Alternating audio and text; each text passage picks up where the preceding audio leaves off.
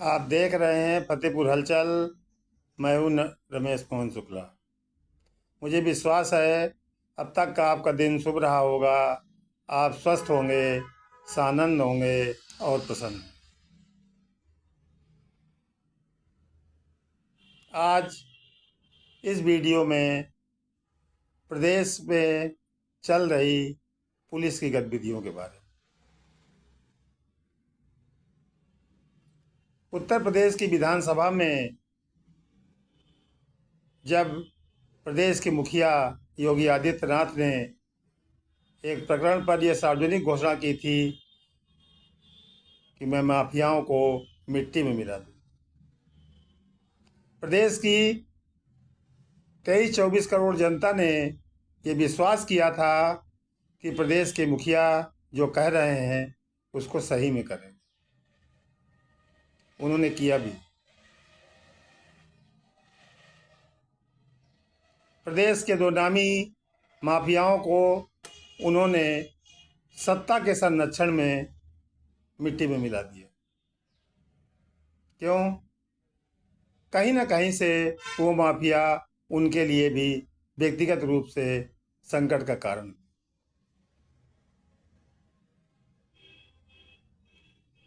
योगी आदित्यनाथ जी ने निश्चित रूप से अपना संकल्प पूरा किया, लेकिन उसके बाद जो प्रदेश की स्थिति हुई और जो वर्तमान में है और जिससे भविष्य के भी संकेत मिल रहे हैं वो बहुत कष्टदायी।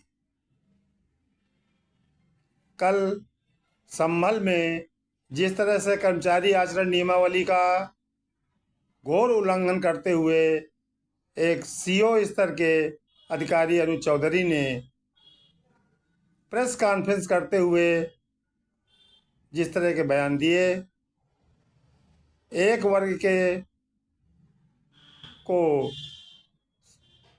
का नाम लेते हुए उन्होंने जिस तरह से उनको होली में घरों में बंद रहने के लिए ज्ञान दिया, वो कहीं से भी उत्तर प्रदेश लोक सेवक के लिए न तो उचित था और न आवश्यक।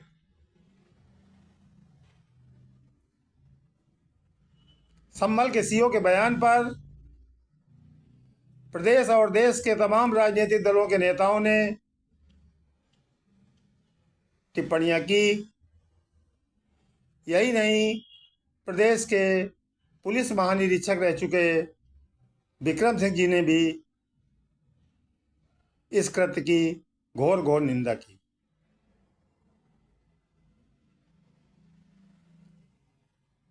सत्ता में होना और सत्ता के अधिकारियों के हर गलत और सही कार्य का समर्थन करना ये सत्ताधारी दल के लिए न तो अनिवार्य है और न शोभा देता है।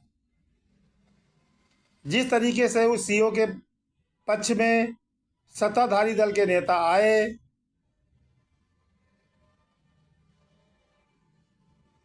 ये भविष्य के प्रति बहुत गहरा संकेत। हम कहाँ आ गए? उत्तर प्रदेश की पुलिस की जो स्थिति है वो आज किसी से भी छिपी हुई नहीं। वो तो संभल की एक घटना थी। संभल कई महीनों से जल रहा है, सुलग रहा है। आगे क्या होगा ये भविष्य के गर्त में है। लेकिन जिनके ऊपर शांति और व्यवस्था बनाए रखने की जिम्मेदारी है, जब वो अधिकारी, पुलिस के उच्च अधिकारी इस तरह के बयान देंगे एक वर्ग विशेष को लेकर, तो उसकी कल्पना सहज ही की जा सकती है। फतेहपुर पुलिस अपवाद नहीं। जैसा कि फतेहपुर हलचल ने पहले भी कहा था कि फतेहपुर जनपद के 21 स्थानों में से बहुत सारे थाना अध्यक्ष ऐसे हैं जो अपने आप को या तो सीधे अपने राजनीतिक आकाओं से जोड़कर देखते हैं या स्वयं जिले के कप्तान से। उनकी नज़रों में क्षेत्राधिकारी स्तर के जो मीडिया मीडिएटर अधिकारी हैं, न तो उनके आदेशों का कोई महत्व है और न उनकी कोई कही हुई बातों का। मेरे सामने जनपद की दो घटनाएं। पहली घटना थाना सुल्तानपुर घोष से संबंधित है, जहां प्रेम नगर रहने वाली एक विधवा मुस्लिम महिला, जो 3 बेटियों और एक बेटे की मां है, वो कल भटकती हुई कचहरी में मुलाकात हो गई। उसने बताया कि प्रेम नगर के रहने वाले कुछ गुंडे उसका और उसकी बेटियों का जीना दुश्वार किए हुए, खुलेआम गाली गलौज देना, बलात्कार की धमकी देना, मारपीट करना उनका काम है। इस संबंध में उसने बताया कि उसने थाना सुल्तानपुर घोष जाकर इसकी शिकायत भी की थी और सुल्तानपुर घोष ने एनसीआर भी उन गुंडों के खिलाफ दर्ज की, लेकिन उन गुंडों के ऊपर न तो कार्रवाई हुई और न किसी प्रकार का कोई एक्शन। परिणाम यह हुआ कि वो निराश्रित महिला अपनी बेटियों और बच्चों के साथ गांव छोड़कर उसी थाना क्षेत्र के अपने मायके मंडवा में जाकर रहने लगे। कैसा न्याय है। दूसरी घटना भिखागा तहसील से संबंधित है, जहां खास मऊ गांव की रहने वाली एक बेसिक हेल्थ वर्कर, जिसका पति शराबी है और वो शराब के लिए अपनी पत्नी की भी इज्जत दांव पर लगाना चाहता है, मारपीट करता है और उसको मजबूर कर रहा है कि वो अपनी अस्मिता बेचे। इसकी भी शिकायत उस महिला ने थाना कोतवाली खागा में की। दुर्भाग्य से मैं भी था, मैंने भी अनुरोध किया था, लेकिन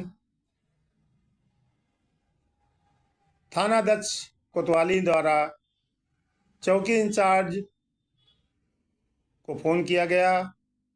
उसके बाद क्या हुआ कुछ मालूम नहीं।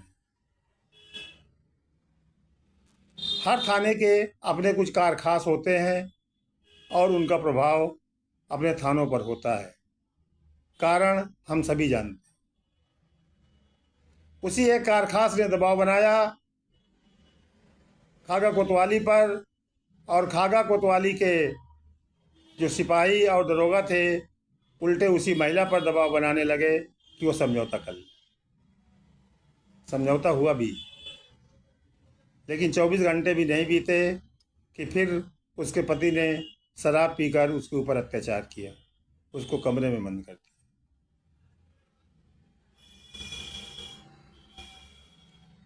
जिसके पास न धन बल है न नेताओं का बल है, उसके लिए तो एकमात्र सहारा कानून का है, और कानून के रखवाले ये पुलिस वाले ही।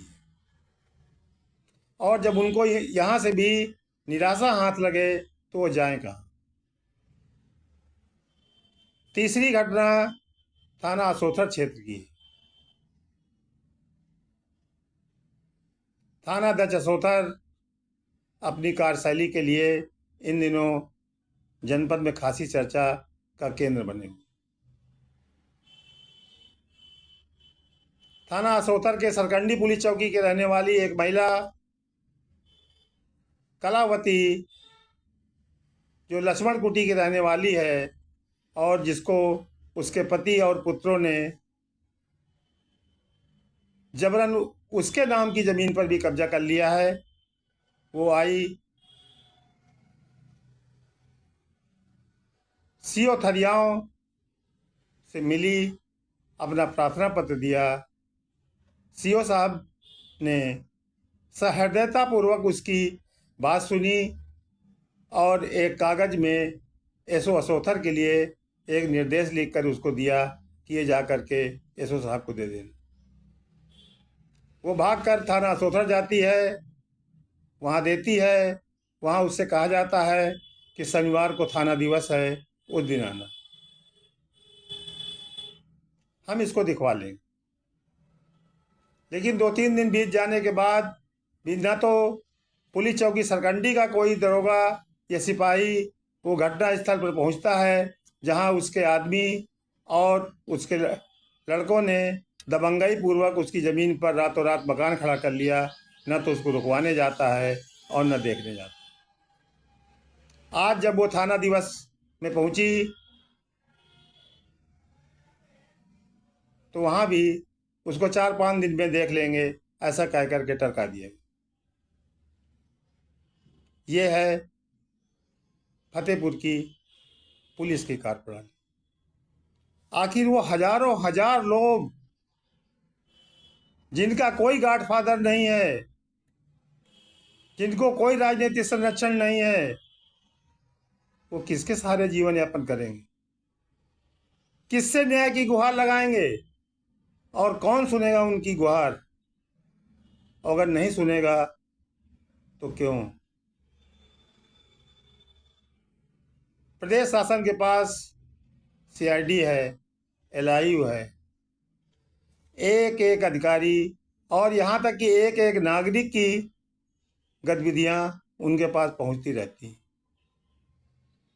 फिर शासन और प्रशासन ऐसे अधिकारियों से के प्रति क्यों लचर रवैया अपना रहा है, ये प्रश्न चिन्ह है। और ये स्थिति भविष्य के लिए कतई सुखद नहीं प्रतीत होती। माना आज के ज़माने में पैसा बहुत है, बहुत कुछ है, लेकिन पैसा ही सब कुछ है, आज भी न ऐसा है और न कभी होगा। थोड़ी सी नैतिकता हर आदमी को हर स्तर पर निभानी होगी कि हम जिस पद पर हैं, जिस काम के लिए हमको वेतन मिलता है, कम से कम उसको तो कुछ करें ताकि हमारे आने वाली पीढ़ी भी संतोष से रह सके और वो ये महसूस कर सके कि नहीं, उत्तर प्रदेश में अभी जंगल राज नहीं, कानून का राज। जय हिंद। आप देख रहे हैं फतेहपुर हलचल। मैं हूं रमेश मोहन शुक्ला।